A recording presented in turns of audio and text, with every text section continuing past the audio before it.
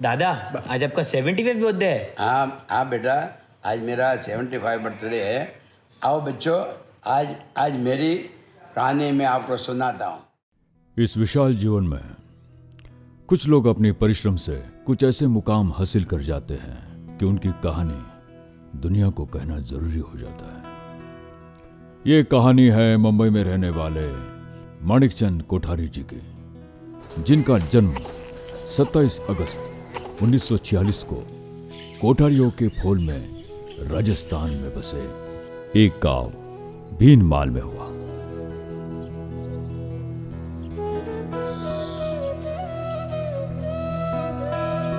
उनका नामकरण संस्कार श्री आचार्य तिथेनसुरी जी के हाथों से हुआ था।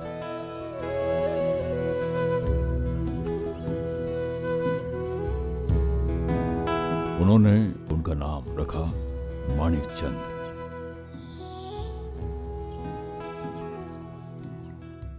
जब वे 4 साल के हुए, उन्हें वाल्मीकि पाठशाला में पढ़ाई करने के लिए भेजा गया।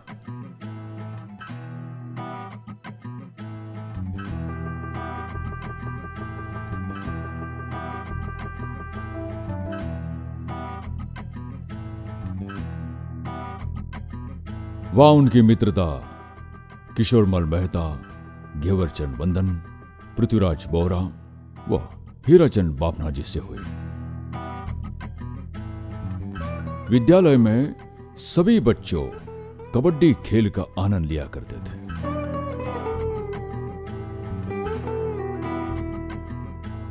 जब वे दूसरी कक्षा में थे तो तुतलाकर बोलते थे।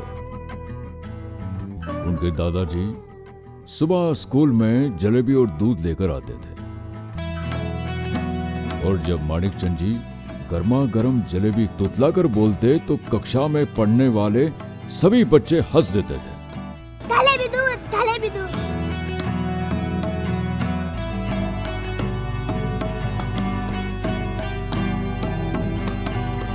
वहां उनकी धर्मपत्नी देऊ जी भी उन्हीं के साथ पढ़ती थी।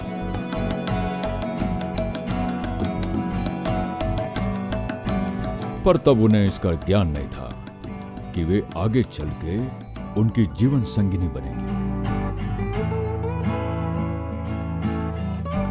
कुछ समय बाद जब वो 6ठी कक्षा में पहुंचे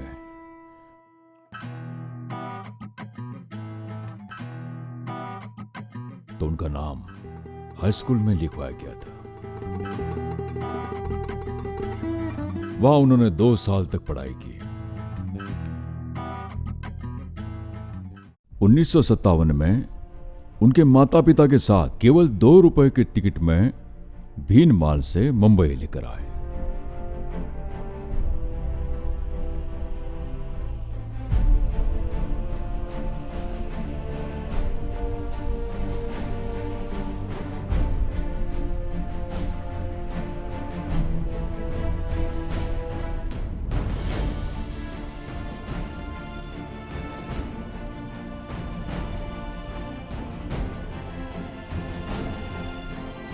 यहां पहुंचने के बाद असली मुंबई शहर से उनकी पहचान हुई।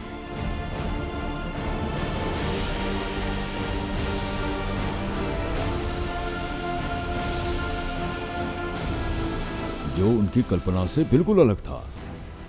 वह कमाटीपुरा की पहली गली में रहने लगे।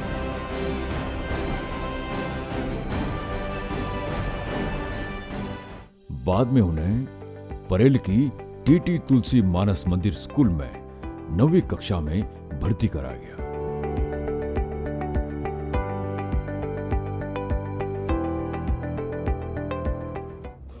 उनके विद्यार्थी जीवन में वो अपने दोस्त त्रिलोकचंद धिमाने, बालेचंद बंसाली, देशमल बापना जी और छगनलाल जैन, इनके संग सारे बिना टिकट ट्रेन में सफर किया करते थे।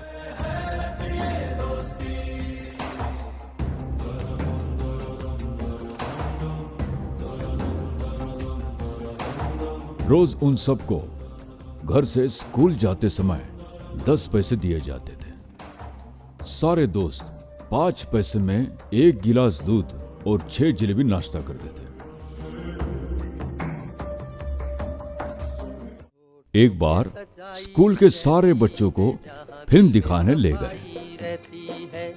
हम उस देश के वासी हैं। उस दिन माणिकचंद जी ने अपनी जिंदगी की पहली फिल्म जिस देश में गंगा बहती है देखी थी। होठों पे सच्चाई रहती है, जहाँ दिल में सफाई रहती है।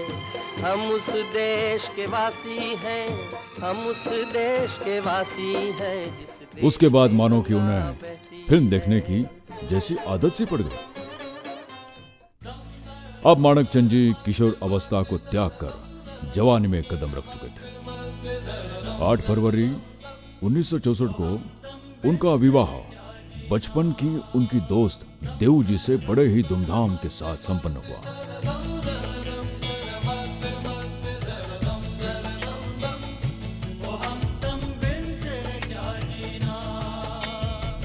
तेरे बिना बेसुआदी रतिया ओ सजना,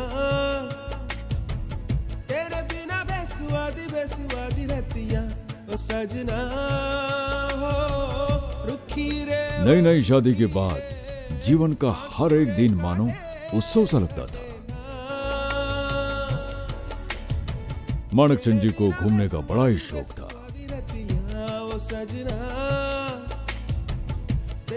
मुंबई में कभी कभार नाश्ता करने दोनों साथ निकल पड़ते थे।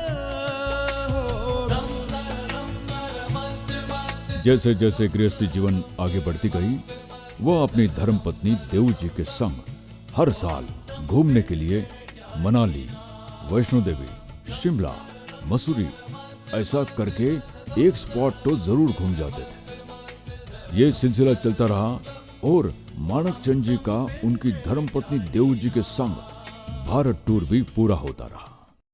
फिर एक दिन लब्धिचंद सुरेश्वर महाराज जी के पास पहुंचकर दुकान लेने की इच्छा जाहिर की। तभी महाराज साहब ने कहा कि आने वाले 26 जनवरी 1967 में ये मुहूर्त पे नए दुकान का उद्घाटन कर देना।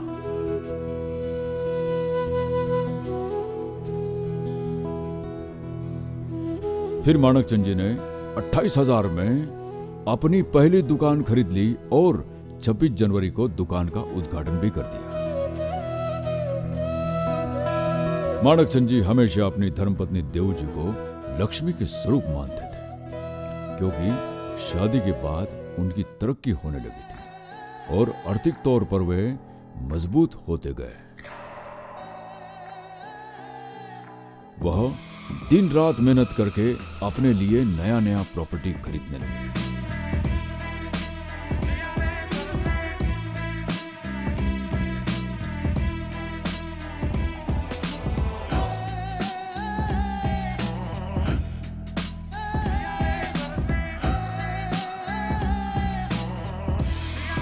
धीरे धीरे धंधा बढ़ता रहा और समय बीतता रहा।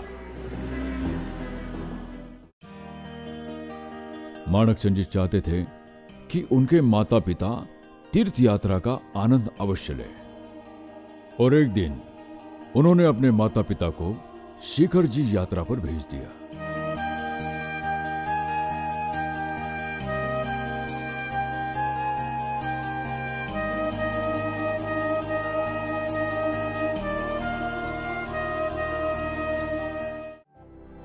बाद में कर्ज पर माणिकचंद जी ने अपनी पहली कार ले ली।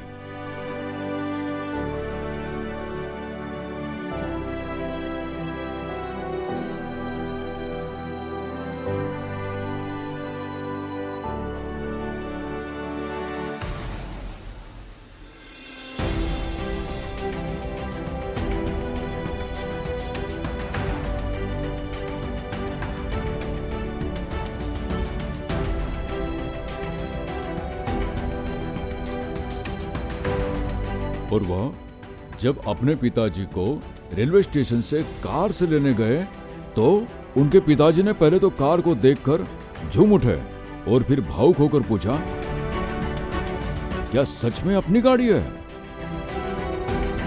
तो माणिकचंद जी ने उनको बताया कि हाँ, अपनी ही कार है।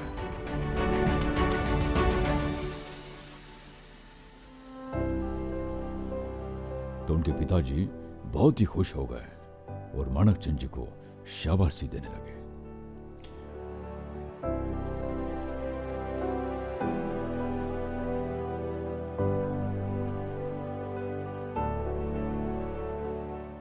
एक बार माणकचंद जी के काका पारसमल जी ने 15 दिन का पाली थाना का संघ निकाला था।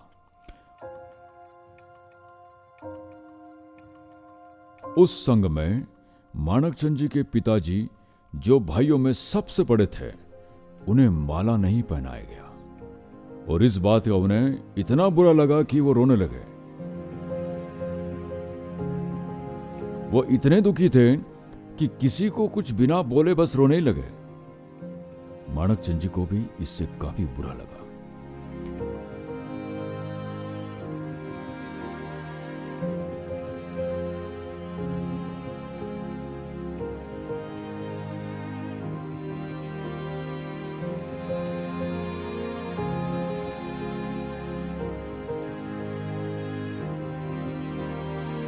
उस दिन माणकचंद जी ने सोच लिया, अपने पिता को जल्द से जल्द माला पहनाने का निश्चय कर लिया।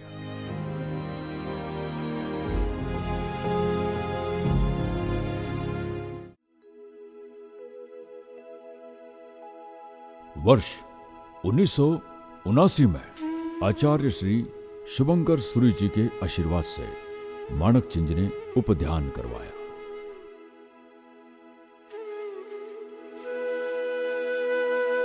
और पिताजी को माला पहनाया। माला पहनने के बाद पिताजी बहुत खुश हो गए और माणकचंद जी को गले लगा लिया।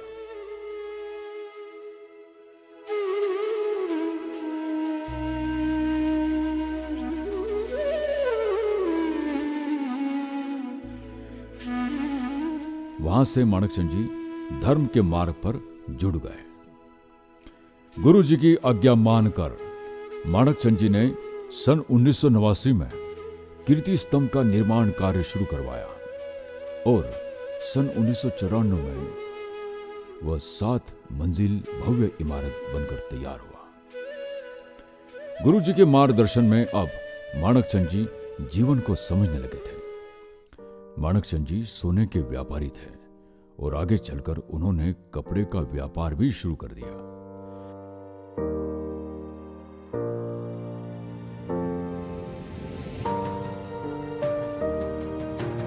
आज माणकचंद जी ने अपने कारोबार जीवन से रिटायरमेंट ले चुके हैं।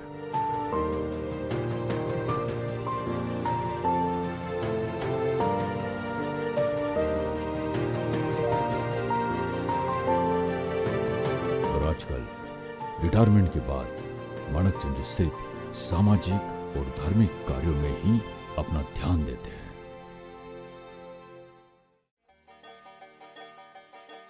और अपनी नाती, पोते, पोती और पूरे परिवार के संग हंसी खुशी अपनी बाकी जिंदगी गुजार रहे हैं।